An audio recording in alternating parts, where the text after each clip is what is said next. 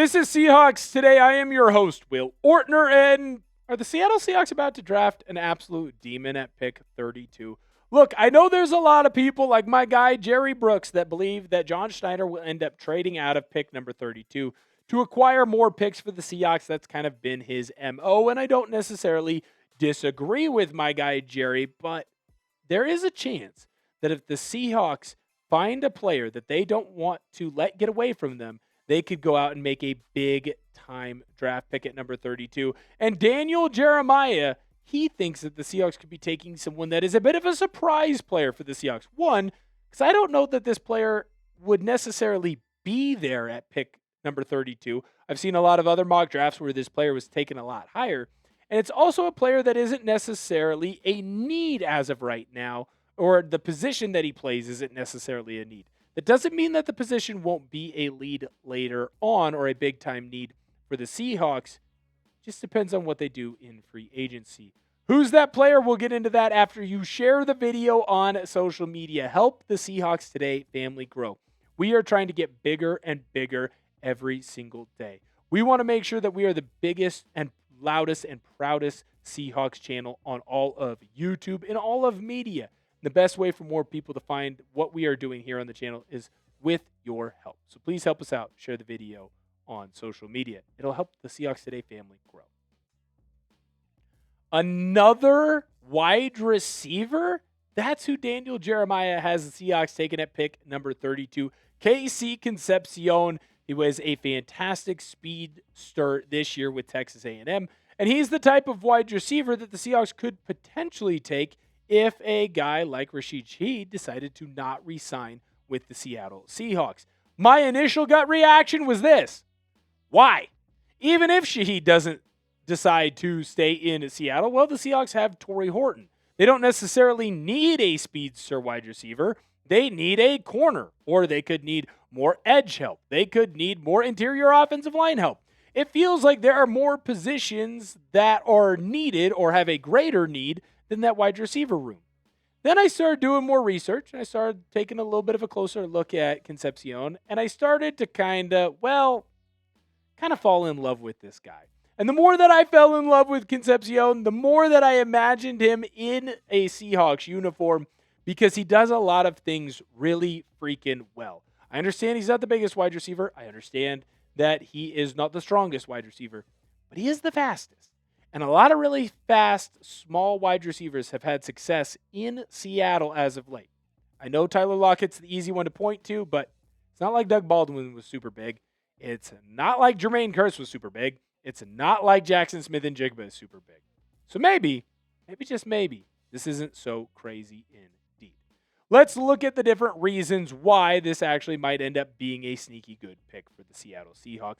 And the first one is that the Seahawks need some Rashid Shaheed insurance.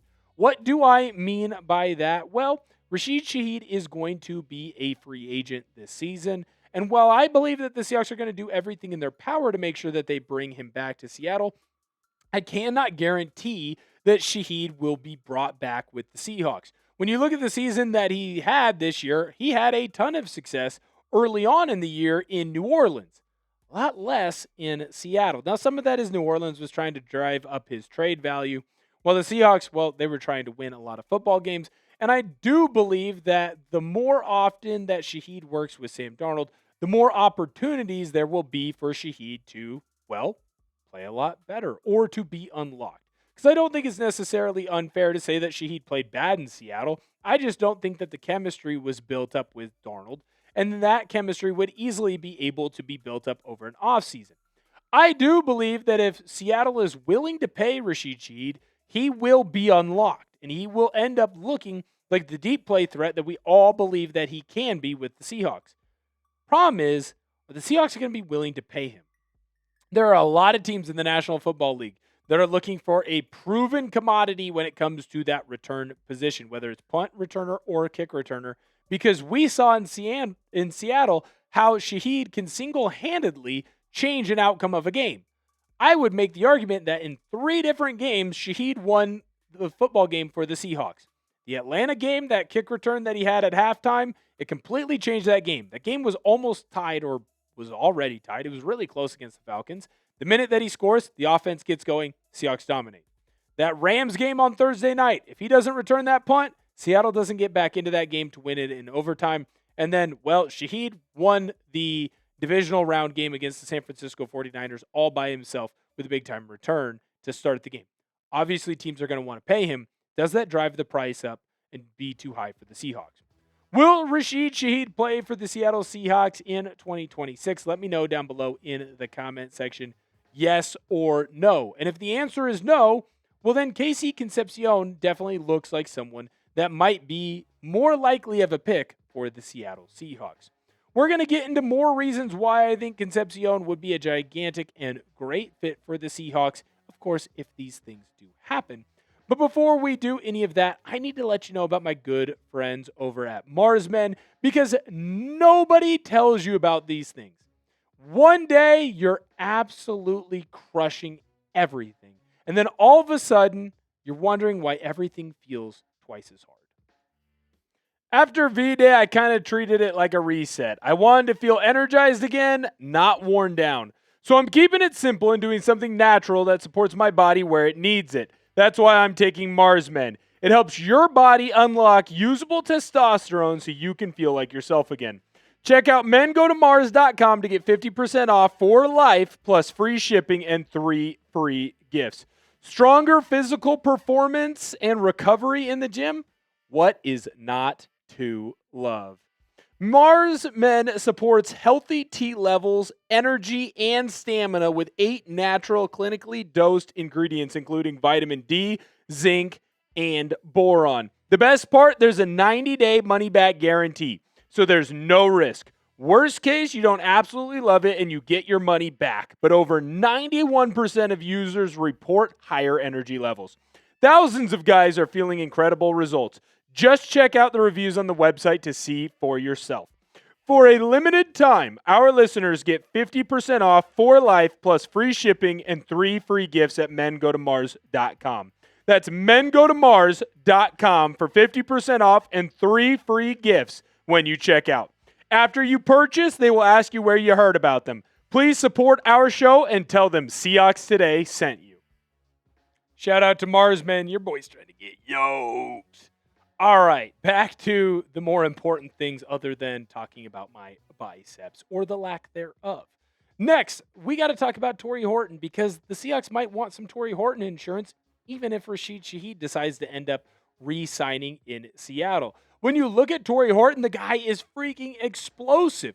Think about the special teams unit for the Seahawks. Obviously, Shaheed had 3 returns. Tory Horton, he got into the end zone quite a bit as well. You can even look in this picture here for this graphic. That's Tory Horton returning a frickin' punt for the Seahawks.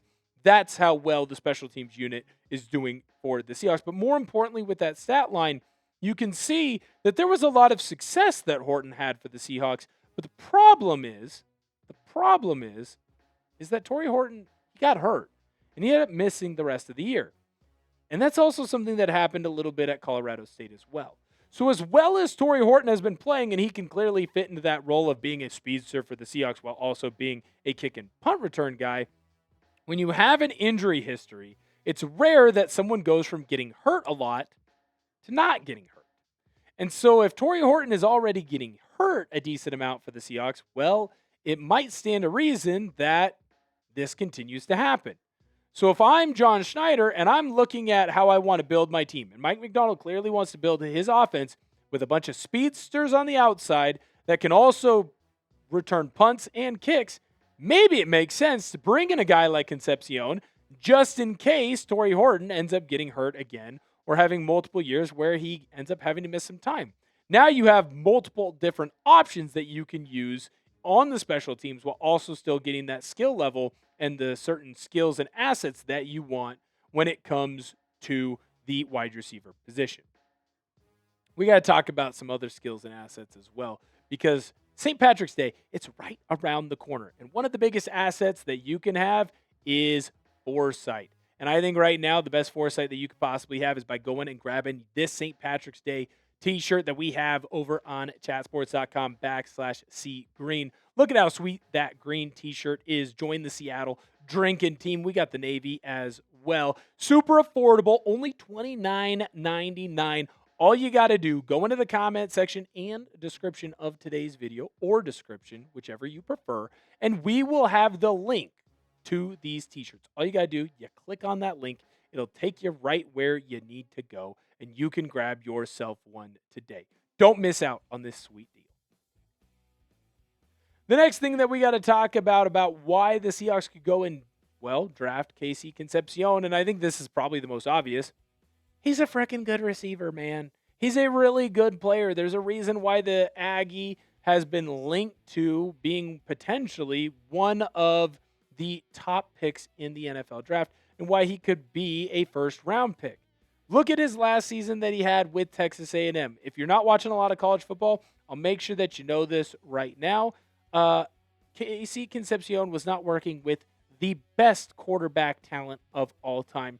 Still almost ends up having 1,000 yards, ended up having 9 touchdowns as well. And that wasn't just a one-season type of a deal. When you look at him and the success that he had over at NC State, you can tell that he is a guy that has a nose for the end zone. He has over 2,000 yards receiving for his career, over 25 touchdowns. 25 touchdowns, producer Searle. The guy can clearly ball out. This is a player that has a knack for getting into the end zone. This is a guy and a player who knows how to get open. This is a player that, while he is able to use his greatest asset, which is his speed, he's also smart. He knows how to run a route that's going to beat the defender. Might not be a bad idea to just add a bunch of talent. Take a position that's a strength, make it even more so of a strength. The last thing that's important to note with Concepcion, he's a great special teams guy. He's a guy that you can use if you really want to as a gunner or someone who you could use in kick-offs and punts as someone who's going down making the big-time tackles as the returner is catching the football. But more importantly, he's an elite returner. When you look at the Seahawks offense, basically every wide receiver for the Seahawks at one point in their career, whether it was in the NFL or in college, worked as a punt returner or a kick returner. Concepcion is no exception. He's an elite returner, and he's someone that could instantly add to the special teams of the Seahawks, and that is a group and a asset of the game that the Seahawks clearly care about. They've spent a lot of money and taken a lot of time and capital and making sure that they have great returners, and they have a coach in Harbaugh that knows how to get the most out of his players, and he continues to help this special teams unit be a major factor for the Seahawks. So maybe Daniel Jeremiah isn't all that crazy.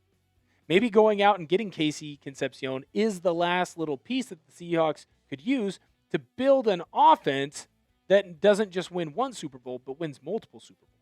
Maybe we're not just talking about how great the defense is next year, but we're talking about how great the offense is. Because I still think that there's room for that offense to grow, and I think that it will under new offensive coordinator Brian Fleury.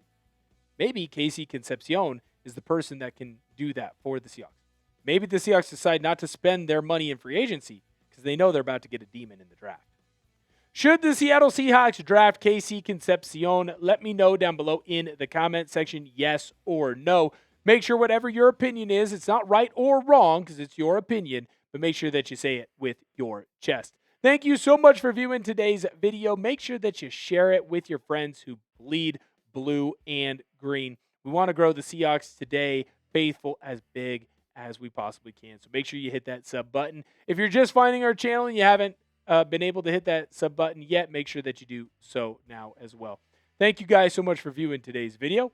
I can't wait to see you guys next time.